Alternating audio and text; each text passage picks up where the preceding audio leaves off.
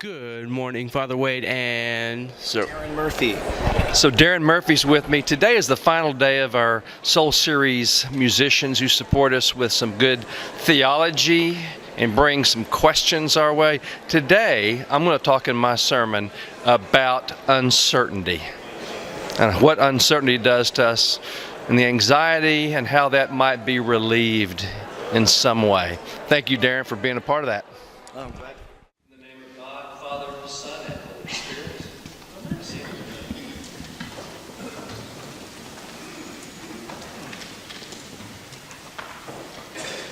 So the whole congregation of the Israelites complained against Moses and Aaron in the wilderness.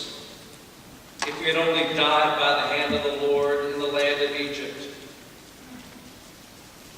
What an amazing about face for the people of Israel.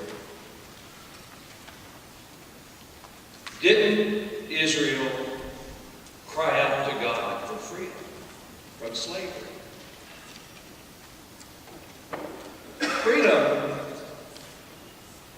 Freedom doesn't just magically do something for you. It's what you do with it, with freedom, that matters. God sent Moses, and Moses collected his brother Aaron to go and face off with the Pharaoh to free God's people. And it happened. And they crossed the Red Sea into freedom with a very clear memory that Pharaoh's chariots and his principal warriors were left behind in the waters. Now they find themselves on a trek. And they're hungry, and hunger hurts. Never make light of hunger. They're hungry and they're angry. But listen to what happened to their memory in that hunger and anger. They yearned for when we sat by our flesh pots and ate our fill of bread. Meat cooking. They could still smell it. They got their fill of meat and bread in their memory. The truth, as the story went, was they were regularly denied food. They worked 12 to 15 hours a day, 7 days a week. Starving, or often starving. They suffered depravity in Egypt. Now here's what they may be thinking at this point, because they're hungry and they're angry. We hated slavery, we did, but at least we understood what was happening. We got the rules. Pharaoh was the boss, and we were the slaves. But now here in this wilderness,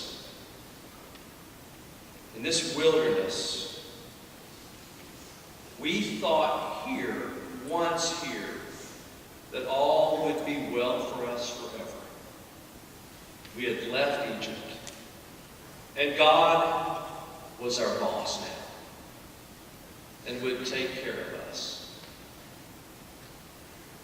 Israel is suffering from hunger in the wilderness, but more powerfully real, they are suffering from uncertainty. They were uncertain about their daily bread. They were uncertain about their future. They were uncertain about where they were headed.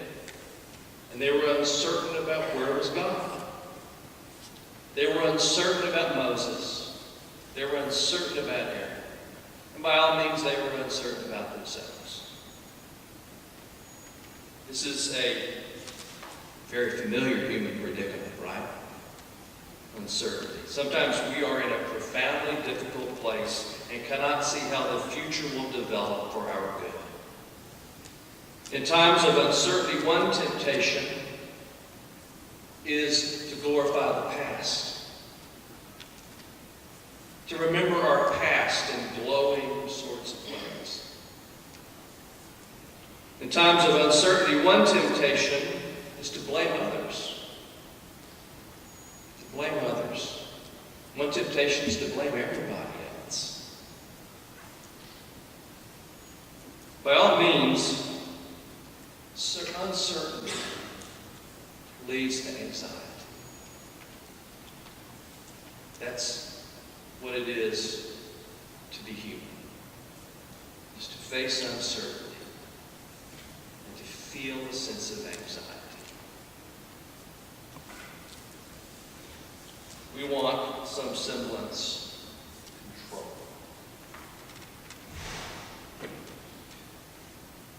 In 2009, my mother started radically, quickly losing weight in summer 2009. And she was losing energy. She was really worried about it. And the doctors, she went to doctors and they tested her and they could not figure out what was going on. And she was just agitated. She was a person that comes from the Depression era and the idea that this too shall pass. And this too wasn't passing. And she was developing, fairly unusual for her, as I said, a kind of anxiety. I just wish I knew what was going on. Sometime right after Christmas, she went and had a scan, and as you know, it turned out that many of you know, it turned out she had a really serious cancer. And she called me on my birthday, in January the 4th, in the evening, and said, I know what it is. I have cancer, and she described where all it was. And she said, you know, I feel so much better. At least I know.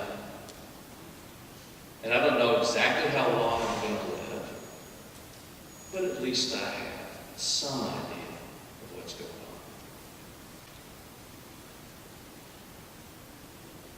So she was able, in some really impressive way for me, her son, to live with a lot of grace and dignity for the last 8 to 10 months of her life. In part because there was some easing of uncertainty. We need that. We need that. Sometimes we just won't get it. God responded to the Israelites' hunger in the wilderness by providing manna, this daily bread from heaven. I've heard their complaining. So God dumps on their camp quails upon quails and this flaky substance which is at their feet they're looking at. And they say, manna. And Moses and Aaron say, yes. Eat it. Manna. Yes. Eat it. Manna means, what is it? What is it? Eat it. It's bread from heaven. Like a child that sees her first Brussels sprout on a plate. What is this? Do I really have to eat it? They couldn't recognize that the very thing that God had given them is what would sustain them. They're caught up in their uncertainty, which is absolutely normal. And in that uncertainty, they couldn't see the very thing at their feet was their salvation. Salvation first is physical healing. Jesus stands in our gospel reading today in the place of that manna. People are being fed, and they're in shock about how Jesus did this. And they are not asking the question, manna, what is the bread? They're asking the question, what are you, Jesus? Who are you? And from our juncture, at this point, 2,000 years later, with all of our sense of the majesty and the absolute compassion we can see in Jesus the human face and the beating heart of God. That Jesus, in and of himself, his presence is an answer to uncertainty. He says, I am the bread of life. I'm the living manna. Who am I? What is it? Who am I? I am God's love for you. God's love for you. When we think about it in our own terms, God has provided an entire universe. In some respects, that's ours to be in awe about. In some respects, be in shock about. We get to participate in this immense creation of God. We get to look out into the heavens and imagine what all God has done. And to some degree, it's for us. God has provided a planet that produces enough food for all of us. Hunger is not a God problem, it's a people problem. And it produces radical uncertainty all over the world. God has provided all the food we could ever need. But all of this, the daily challenges that we face, whether it's hunger, a place to sleep, whether it's anxiety about our future, our children's future, our health, the health of the one we love, our next job, our next opportunity. Will we have one?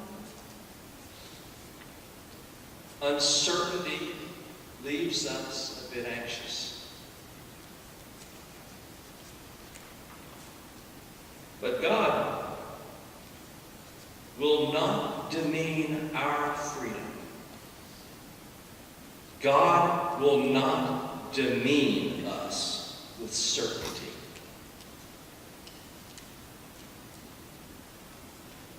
Freedom doesn't do anything for us. It's what we do with it. We are not going to get certainty. God comes to us not to make our life perfect and fulfill our dreams. God comes to us in the human face and beating heart of Jesus, and he feeds us not certainty, but himself. God's self is given to us. That's the promise. That's the promise. So today, when you come forward to receive the Holy Communion or to receive the blessing of the priest, this form of manna, this gift, what is it? It is a reminder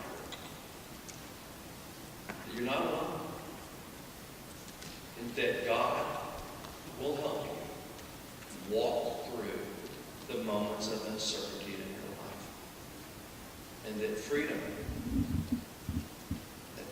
that you have is to be cherished, offered to God. And for me, as hard as that is, maybe even as unwelcome as it is, to know that there is uncertainty, to know that God is with us, is with the Israelites, and with his church, it's good news.